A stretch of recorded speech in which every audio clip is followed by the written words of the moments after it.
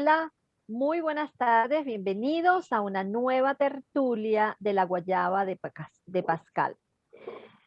Estas tertulias todos los jueves se renuevan, nuevos personajes, invitados para hablar de cultura, de libros, del acontecer cultural en Venezuela y la gente que está haciendo y aportando cosas importantes al país.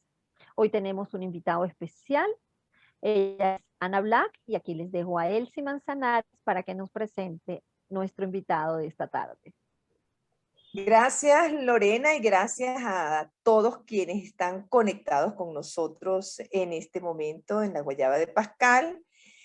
La verdad es que presentar a Ana Black me da muchísimo placer, pero es que el currículum de Ana es tan divertido, es tan delicioso, es tan confesional, además, que yo no me atrevo a presentarla con ese currículum. Ella misma tiene que hablar de ese currículum, porque es que es demasiado divertido. Además, ella dice que ella no es divertida, que ella siempre dice que ella es una señora graciosa.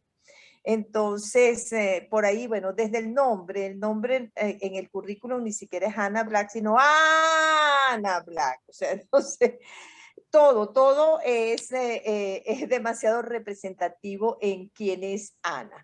Entonces, lo que voy a decir es que para la Guayaba es un inmenso placer tener hoy a una figura como Ana, que representa de una manera tan, no puedo decir jocosa, sino tan dramática y tan sintetizada en una sola figura la realidad venezolana. Eso para mí es de alguien supremo, de alguien que realmente tiene una inteligencia muy especial.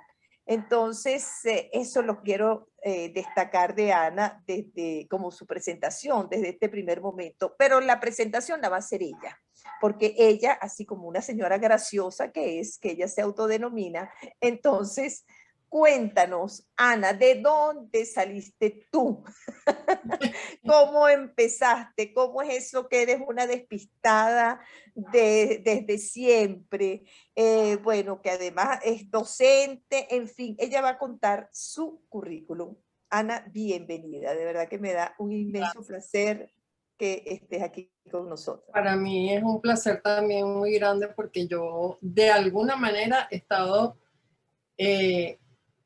ligada, así como de chaflán, a la Guayaba de Pascal, con varias amenazas de ir a una reunión, de ir para allá cuando uno iba a las partes. Pero siempre he tenido contacto y a través de él sí, más todavía. Bueno, lo de mi despiste es porque a la gente le hace mucha gracia que una señora de mi edad diga que tiene déficit de atención en grado superlativo, porque la gente piensa que eso es como que del año 90, de 1990 para acá, y no, eso ha existido siempre. Lo único es que ahora a los niños les dan pastillitas, les tienen paciencia, los llevan al psicólogo, todo eso. Mi terapia fue: esta niña me va a volver loca. Dios mío, me va a llevar a la tumba, Señor, ¿qué hice para merecer esto? ¿Qué castigo? Esa fue mi terapia. Entonces sí, soy muy despistada, muy despistada. He logrado a través de los años de hacerme como unas disciplinas y armarme de herramientas para sobrevivir, porque si no me hubiera quedado por ahí en el camino y alguien se hubiera encontrado, ay, mira, esta persona que está por aquí. Y bueno, he sobrevivido así. La gente que ha estado a mi alrededor, en particular mi hija, que es heroica, han padecido mucho porque no debe ser fácil haber vivido con una persona como yo, pues que, bueno, ando así por ahí. Y es que no me doy cuenta, no es que lo hago porque sino soy despistada. Pero ¿y cómo tienes un Y foco cuando tan tú preciso hablas, con la realidad? Perdón, Lorena. Un foco tan preciso con la realidad que llegas al punto donde eso no es de una persona despistada. No, no, porque, bueno, tampoco es que vivo en la, como me dijo una vez un amigo que mi lugar de residencia era la luna. No es que vivo en la luna, pero es decir, yo puedo enfocarme y estar concentrada en una cosa. Por ejemplo, cuando yo estoy haciendo un trabajo, yo me concentro tanto en eso que puedo pasar 6 horas de verdad sin levantarme de esta silla y no me doy cuenta hasta que empiezo como estirarme, pero no puedo tener como múltiples focos. A mí me ha ayudado mucho el celular. Entonces yo ahí pongo tomarme la pastilla, reunión con la guayaba de Pascal, hacer el mercado, A tomar agua. comprar tomate, sí, y eso está todo el día, y yo ahí comprar tomate, tengo que comprar tomate. Me ha ayudado muchísimo, porque si no, me distraigo, es decir, me quedo pegada en, vamos a llamarlo, en un mundo y de ahí no. Entonces, para hacer mi trabajo, bueno, estoy en el país y estoy padeciendo constantemente lo que vivimos y lo que sucede aquí. Entonces es inevitable desprenderme de eso. Ahí no puedo. Ahí tengo un foco de atención constante. Y cuando dices, tengo un foco de atención y paso horas trabajando, ¿qué es lo que te atrae y qué es lo que se apodera o cautiva tu atención? ¿Qué haces?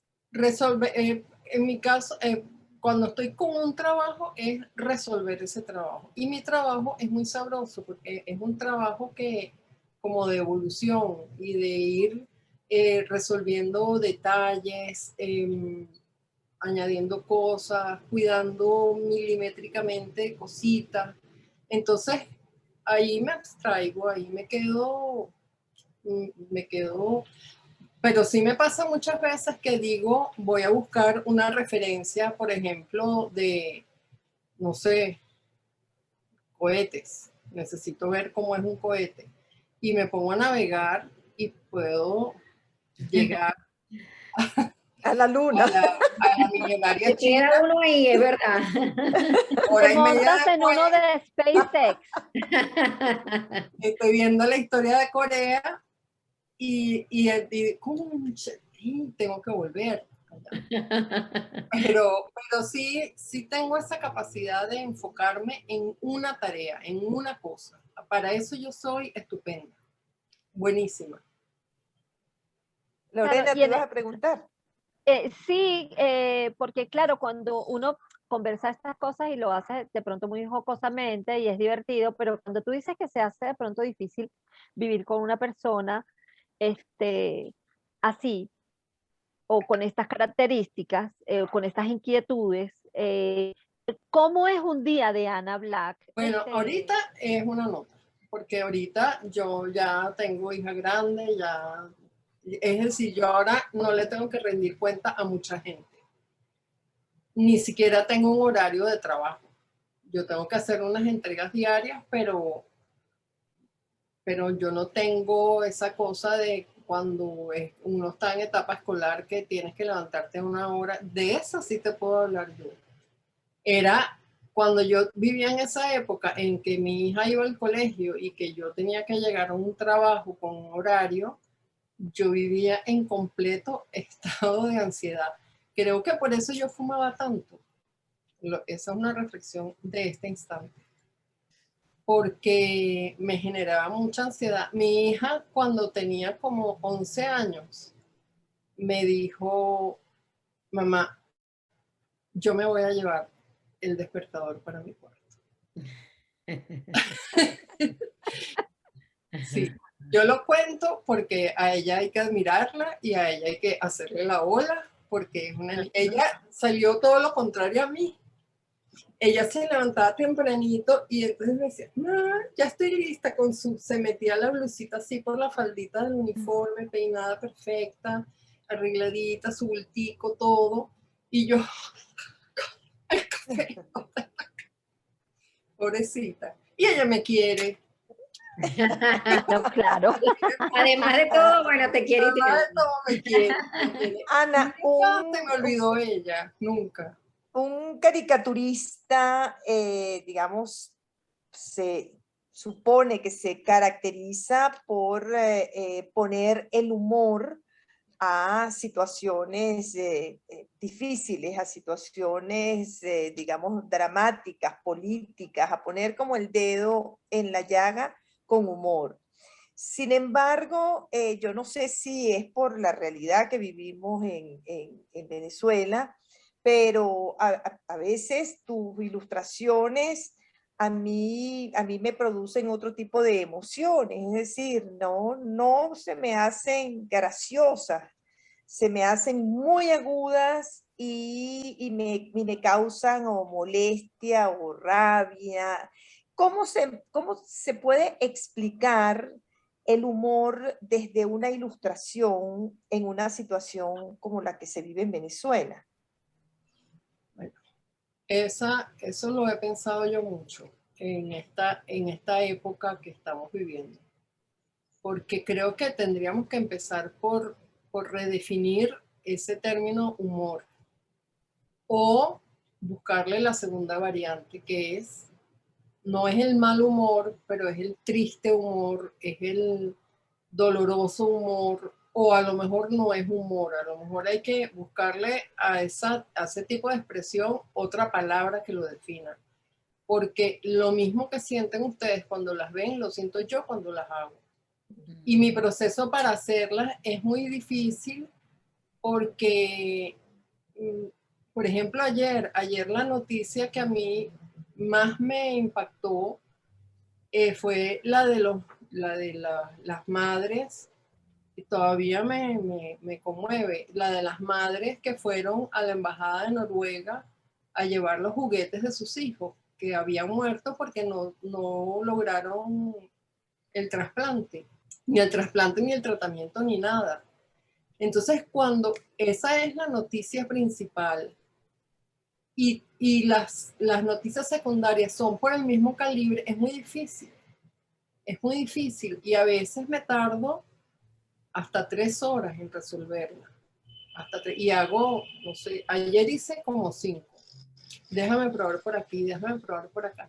Porque, y termino haciendo un dibujo, porque no sé si tampoco se va a llamar caricatura, duro, fuerte, doloroso muchas veces, porque ¿cómo le sacas chispa? Hay momentos en que sí, pero ¿cómo le sacas chispa, por ejemplo, tú a las noticias del día de ayer?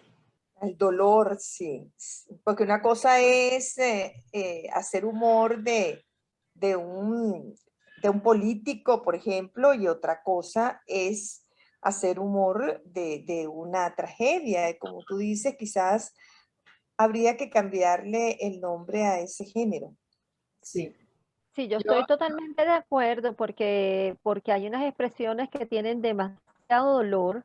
A mí lo que yo admiro muchísimo en los caricaturistas, me parece que son gente realmente brillante porque logran a través de captar una imagen, ¿verdad? Dibujarla y una frase muy corta. La contundencia del mensaje sustituye una noticia completa. Es así, sí. Sustituye todo un dolor, una pena o algo que hay que hacer visible y a mí eso me parece absolutamente genial. Pero sí estoy de acuerdo en que hay que darle otro nombre porque no es humor.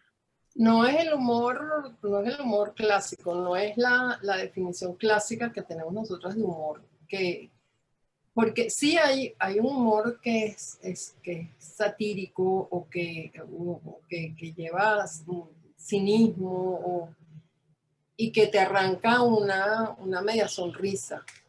A mí ese humor me gusta mucho y ese humor yo lo hago mucho también. Pero hay momentos en que no hay material. O sea, el país no da material para hacerlo, sino para hacer una imagen, bueno, que refleje qué es lo que está pasando. Sí, quizás es una opinión, realmente es una opinión,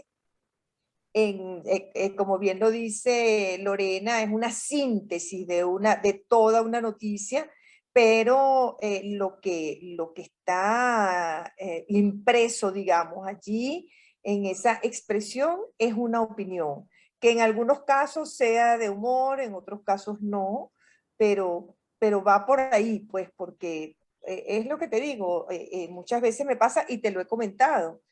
Sí. Te lo he comentado que hay cosas que me estremecen muchísimo, entonces me parece que es algo muy difícil. Sí, Oye, hablas de eso y me acuerdo de los zapatazos de Zapata, o sea, de verdad, o sea, cuando era esa columna, esa sección que tenía los zapatazos, es eso, o sea, no era humor, pero es un zapatazo, o sea, te voy a dar un zapatazo a través de esto que yo estoy mostrando, de esto que yo estoy haciendo visible aquí, pero bueno, no podemos patentar ese nombre. Así es. Y hablando de Sí, eso, Ana, en tu proceso creativo para seleccionar justamente esa imagen que exprese todo esto que estamos hablando, una, por ejemplo, el esqueleto. ¿Cómo es ese proceso hasta llegar al esqueleto y que esa sea la que esté en una serie de tus caricaturas? es casual. Es casual. Tengo varias que ya las he ido ubicando con ciertos temas. Entonces, eh, me di cuenta de que Venezuela tenía la tendencia a representar a Venezuela o al venezolano como un esqueleto. Y después me llegó el día en que dije, bueno, es que de verdad estamos vueltos un esqueleto. Conceptualmente Venezuela es un esqueleto y los venezolanos nos hemos vuelto un esqueleto de lo que éramos o de lo que fuimos o de lo que ansiábamos ser. No, no sé exactamente o no recuerdo exactamente cuándo fue la primera vez que usé el esqueleto. No, sí lo recuerdo. Sí lo recuerdo que fue, decretaron un carnaval y estaba pasando algo terrible en el país, algo así como muy doloroso, no recuerdo qué fue, y decretaron carnaval y el señor hablaba del carnaval y de las fiestas de carnaval y que gocen en el carnaval. Y entonces yo hice un esqueleto vestido como de garota de esas de carnaval con las plumas y las cosas y creo que era el carnaval de 2019, creo. Sí. Esa fue la primera vez que yo usé un esqueleto. Y después me pareció un recurso y se ha quedado como cuando hablo de Venezuela. Y Lorena mencionaba antes a Zapata. ¿Qué significó Zapata en tu vida? Mucho, porque primero en mi casa se leía el periódico, mi papá leía el periódico y nos enseñó a leer el periódico. Yo no sé, yo me imagino que fue mi papá que me enseñó a leer el periódico así, a lo mejor no, y le estoy dando este crédito, pero yo leía el Nacional, yo buscaba primero zapatazos y después leía el periódico. Pero les estoy hablando es que toda la vida leímos el periódico en mi casa, entonces no sé desde cuándo yo buscaba los zapatazos. Y a mí me atraía mucho esa capacidad de Zapata de concentrar una idea en una imagen y en un texto muy breve. Eso a mí me fascinaba, me maravillaba. Yo creo que Zapata, no solo para quienes trabajamos en esto, sino para muchísimos venezolanos, fue de verdad una, una figura importante en ese sentido, en el de la opinión, el de generar opinión o concentrar la opinión. Zapata era como que eso es, o sea, eso es lo que yo pienso, o eso es lo que ha acertado. Sí. Y Ana, ¿hay algún punto para el caricaturista donde dices, oye, esto no lo voy a tocar porque, por ejemplo, a veces me pasa con las cosas que hace la gente de Charlie Hebdo, que me parece que traspasan muchas veces límites o abordan ciertos temas de una manera muy cruda y que de pronto pienso que es innecesario o es preferible abordarlos de otra manera. Yo siento a veces con ellos que ellos sienten que pueden decir y hacer lo que quieren y yo no sé si hay, ¿dónde está esa línea donde el caricaturista dice, oye, esto es demasiado? O sea, ¿cómo se da ese proceso? Que toque la ética, por ejemplo. Eh, sí, o sea, cuando ves esos temas, claro, de pronto aquí no es que se vean muchos las caricaturas de Charlie Hebdo, porque bueno, se dan localmente en Francia, tal, pero ellos ahí tienen a veces sacan Muy fuerte, sí. son Fuerte. muy fuertes, o sea que Bueno, de digo, hecho bueno, les pasó no lo es que les pasó Valores, hace unos años, ¿no? exactamente, que muchos generan valores, esas reacciones, la entonces... religión, exacto. Sí, Entonces sí. sí hay un punto donde, bueno, uno inclusive también cuando escribes dices, bueno, llega un momento donde dices, bueno, mira, hay ciertas cosas que son muy complejas de abordar. Entonces, ¿cómo pasa este proceso en un caricaturista? El proceso, cada uno lo vive Claro. a su manera y cada uno lo expresa a su manera también. Mm, Yo trato siempre, primero, de no irrespetar a la gente, de no faltarle el respeto, lo que en términos de las abuelas, literalmente faltar el respeto. No insultar, no ofender, no, eso no quiere decir que no me pueda, que no pueda usar la figura, que lo he hecho mucho, la figura de alguien y satirizar a esa persona o sobre no a esa persona, no a la persona, sino a la idea, a las ideas de la persona y al daño que la persona hace. Ya sabemos de quiénes estoy hablando. Y también hay temas en los que no toco porque también evito herir personas o herir grupos o faltarle ya no es respeto, sino faltarle a los sentimientos de las personas.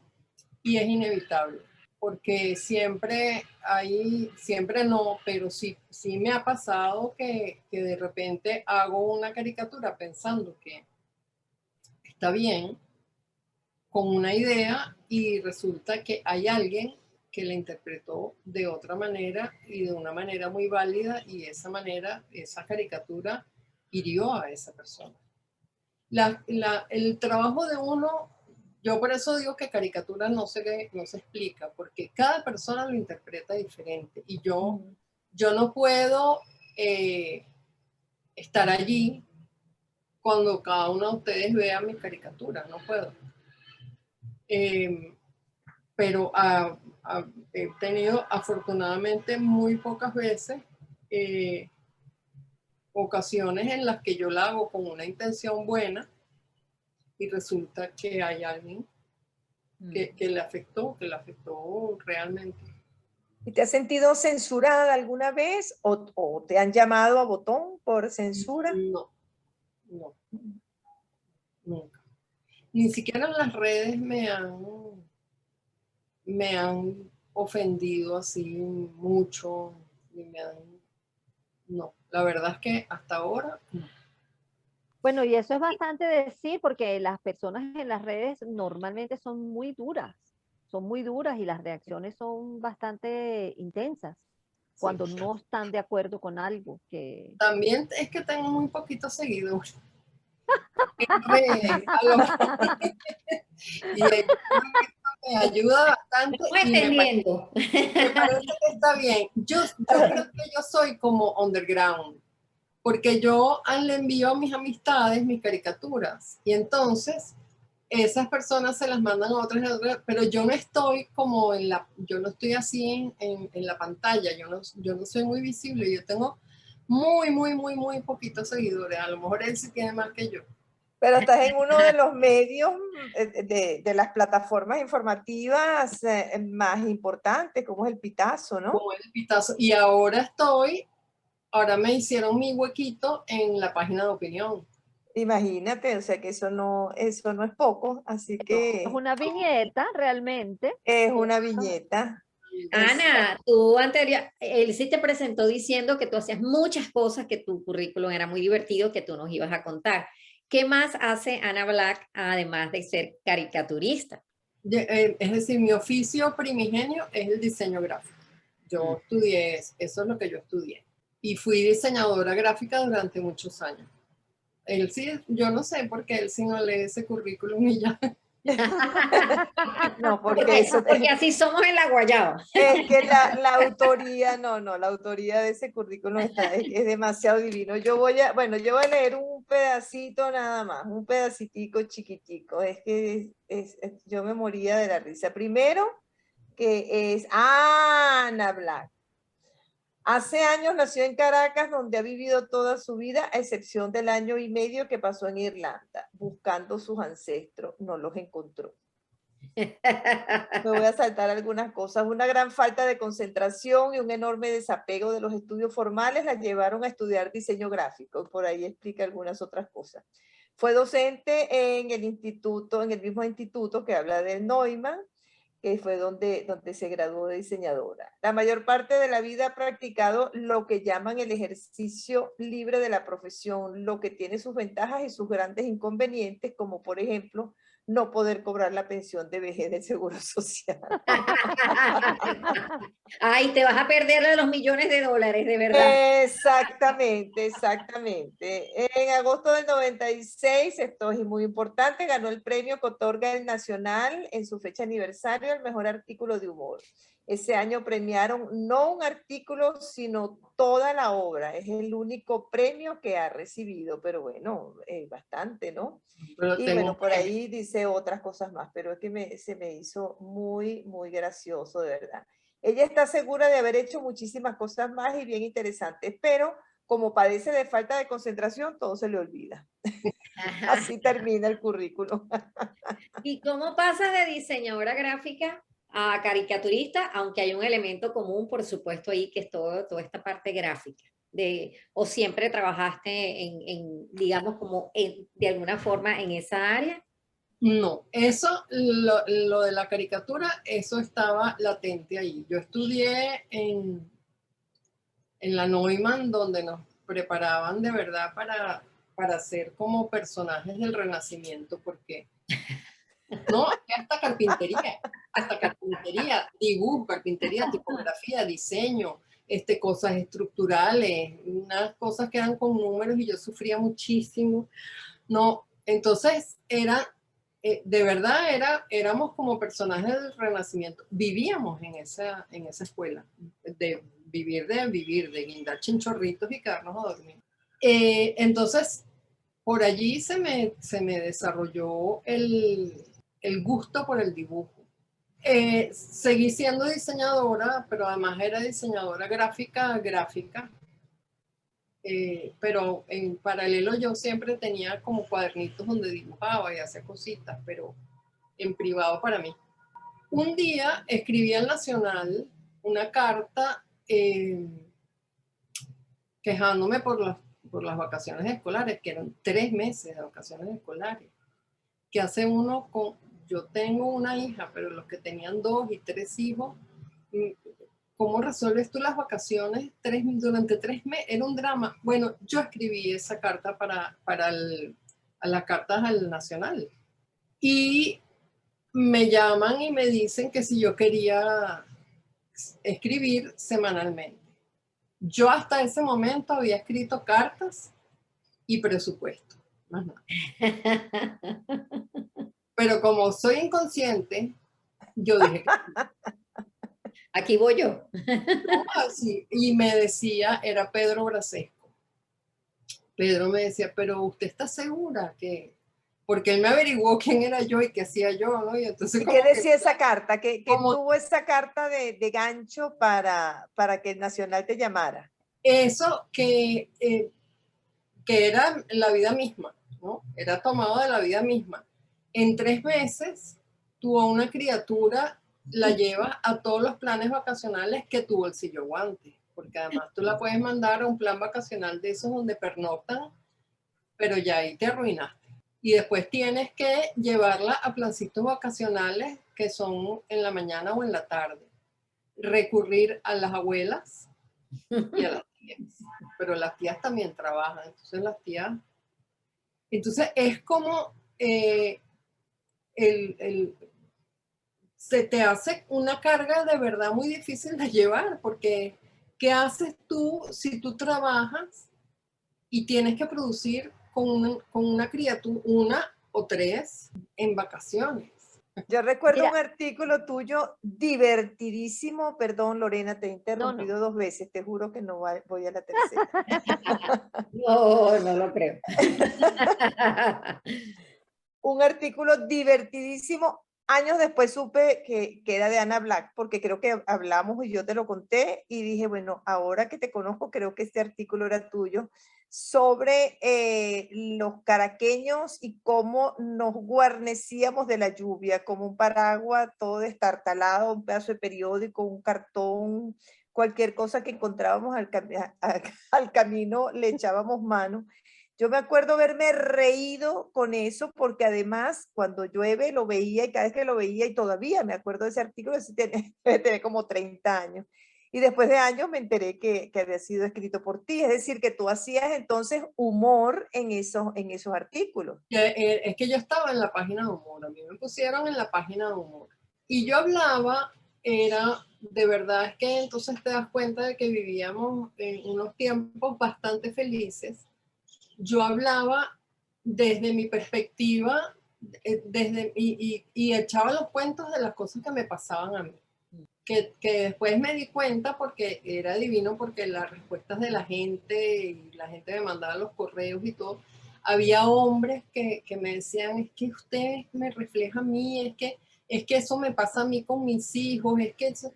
Y era la vida cotidiana. Mi amigo Pelón decía que no había ningún mérito en que yo escribiera como escribía o como escribo, porque él decía que yo soy acontecida.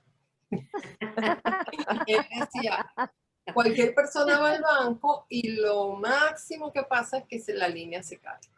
Si Ana va al banco, entra una banda de ladrones disfrazados de gorilas con los disfraces todos apolillados y se les cae la mano y se les rebota la pistola y se desmaya el vigilante y todo eso.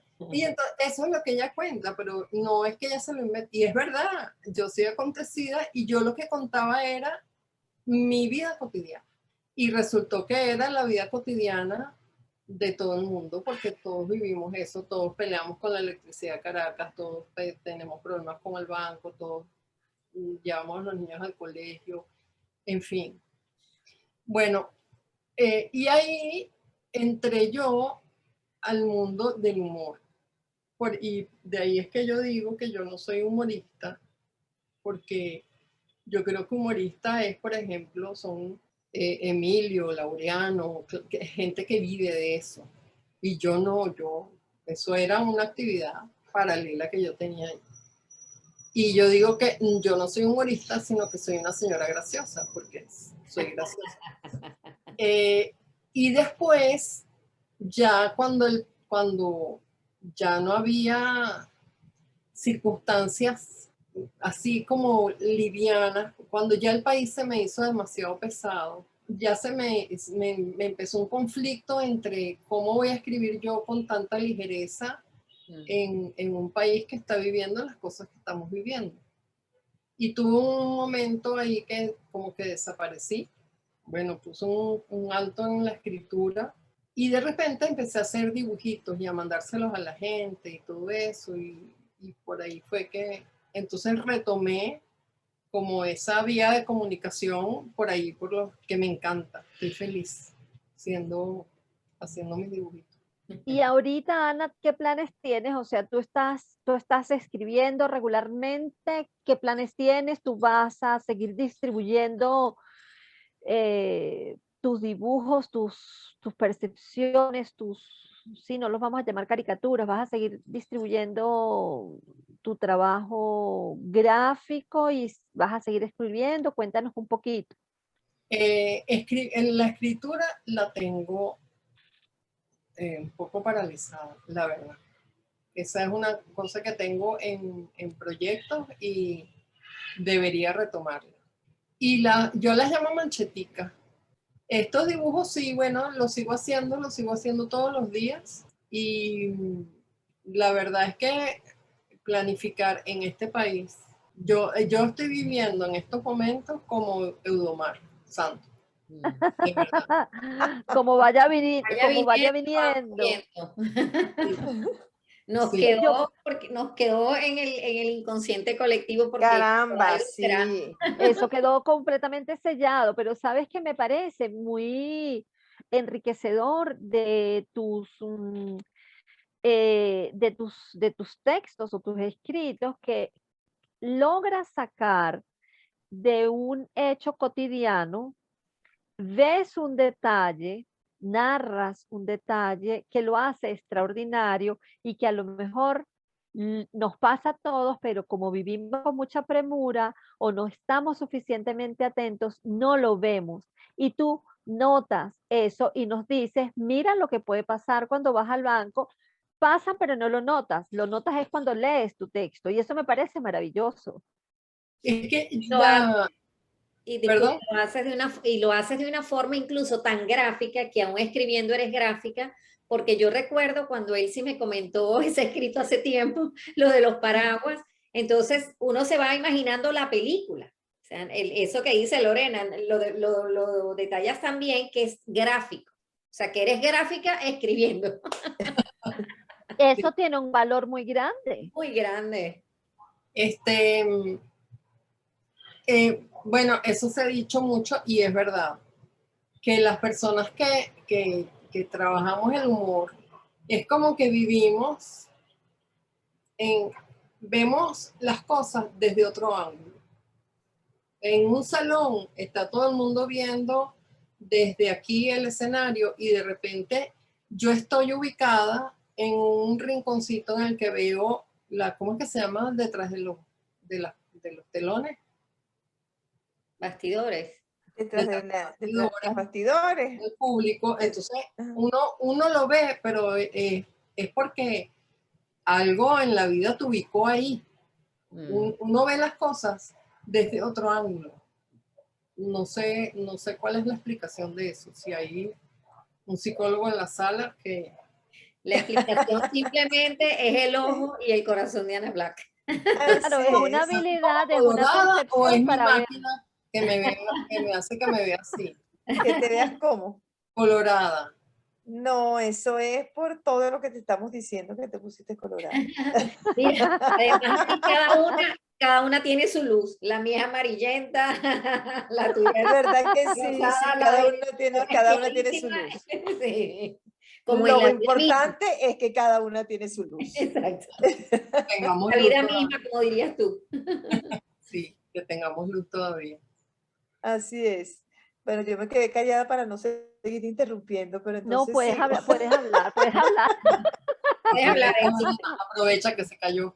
Ajá, Exacto. Ana, ahorita si tuviese, que yo sé que esta pregunta no es fácil porque, bueno, mencionar a alguien en particular no es fácil, pero bueno, igual, cada uno tiene su corazoncito.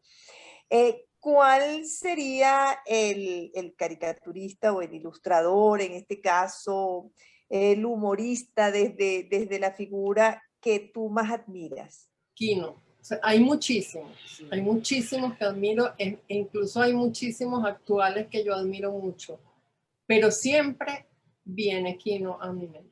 Sí, creo que fue el Zapata, es porque era Zapata, y además Zapata era como el tema nacional, político, era otra cosa.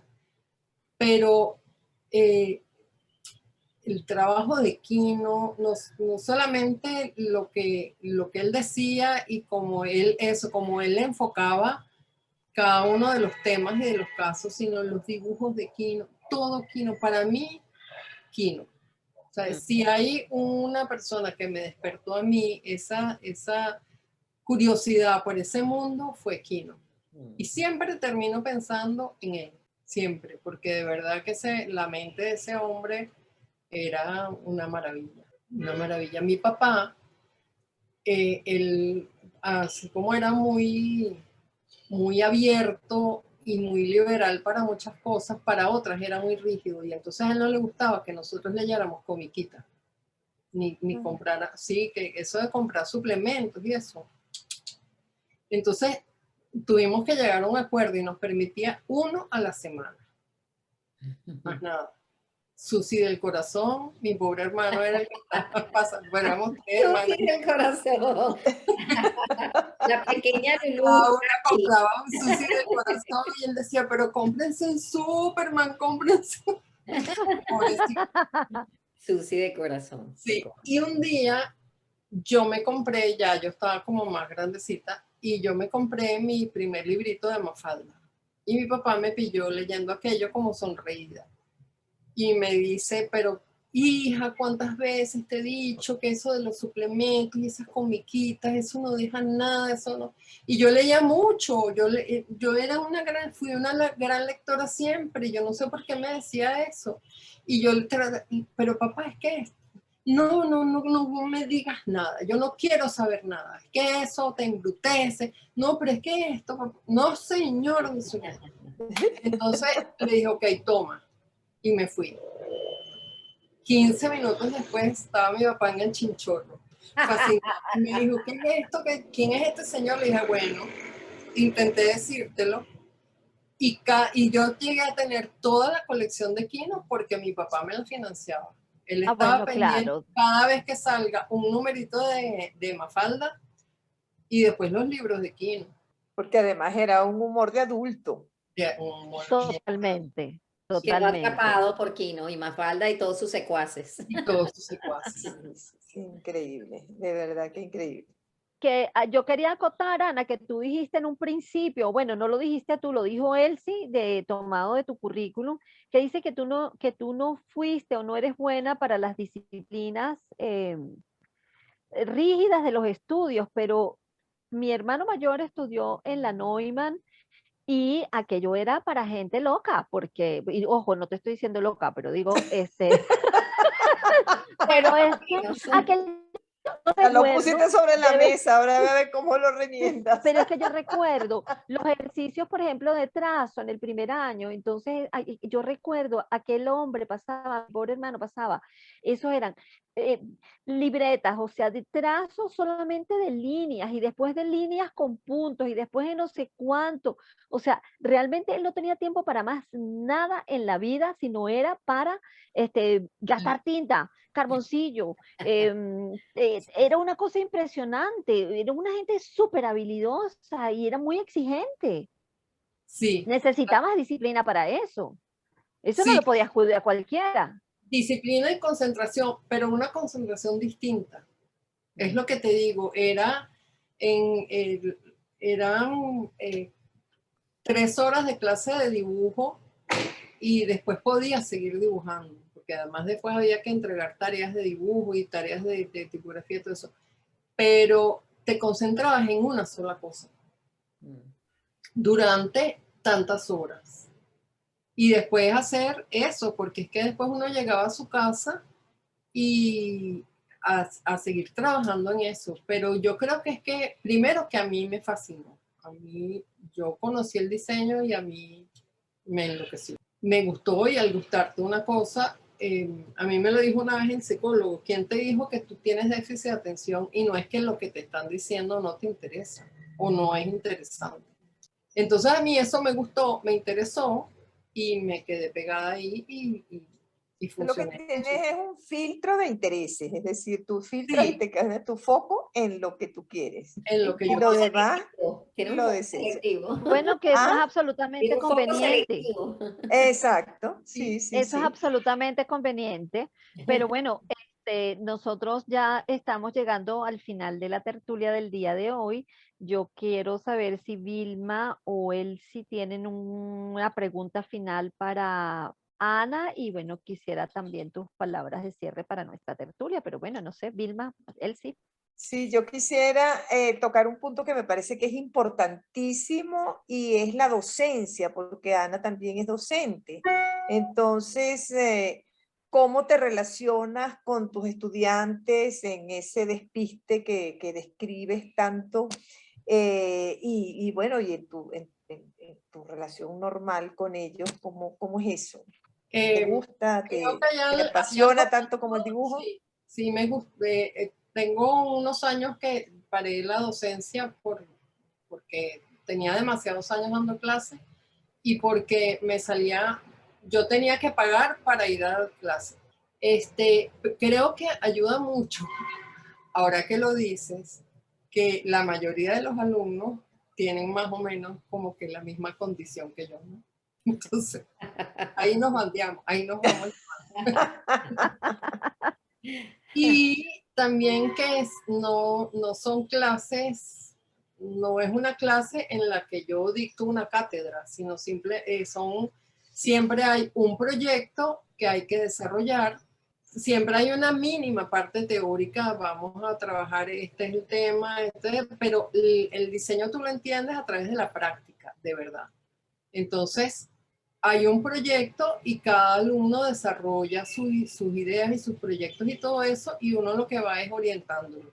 Eso de verdad es una actividad divina, divina, porque en todos los años que yo di clases, por ejemplo, siempre tenía como un proyecto estrella. Había algunos que los cambiaba, tenía ideas nuevas y todo eso, pero siempre había como un proyecto que era...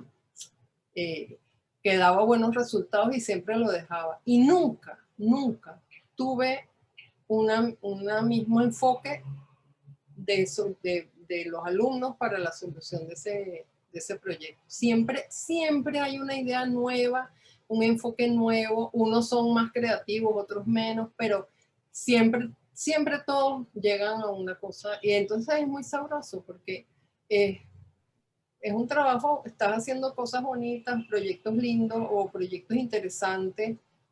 De verdad que dar clases de diseño es bien gratificante por eso. Tiene que ser muy flojo, muy flojo, muy flojo, muy flojo para que salga mal. Mucho, de verdad. Porque no tienen que caletrearse nada, sino hacer sus trabajos. Claro, le fluye individualmente cada uno. Sí. Vilma, ¿tienes un comentario de cierre, un comentario final para Ana? Agradecerle a Ana que nos llene, que a pesar que el país se le ha hecho pesado, de alguna forma sus caricaturas pueden, nada más que con verlas o con entenderlas, puede uno conectarse con ese desahogo y quizás, como lo dices tú, dependiendo de cada quien, generar algo de ligereza. Bueno, y yo les quiero agradecer mucho esta conversación tan sabrosa y esta tarde tan rica. Hacen falta estos ratos así de conversar sabroso. Me encantó, se los agradezco mucho que me hayan contemplado y que me hayan invitado. Y espero que nos veamos un día en persona y bebamos. Bueno, seguramente, Eso lo sabemos seguramente hacer también muy bien acá. Eso, por supuesto que sí. sabes que las tertulias y las fiestas de la Guayaba realmente son muy divertidas y muy amenas. Nosotros súper agradecidos. Elsie, ¿tienes algo que decir? Mejor cierra tú, Elsie, por favor. No, bueno, agradecer y tomarle la palabra a Ana, que hay cosas por hacer pronto, es decir, encontrarnos, vernos, disfrutar, porque, bueno, porque ahí tenemos un panorama en la vida que no podemos desechar. Y es la felicidad de estar, de disfrutar, de trabajar, de diseñar, de escribir y todo eso realmente es una convergencia de cosas maravillosas. Así que solo me queda, bueno, despedirte, decirte que este espacio siempre está a tu disposición, a todos ustedes quienes se conectan con nosotros cada jueves, que se sigan conectando porque cada jueves tenemos una sorpresa y alguien, a veces es más de uno, para conversar y tertuliar, cosa que nos hace falta en estos tiempos. Hasta luego y nos vemos, nos conectamos el próximo jueves.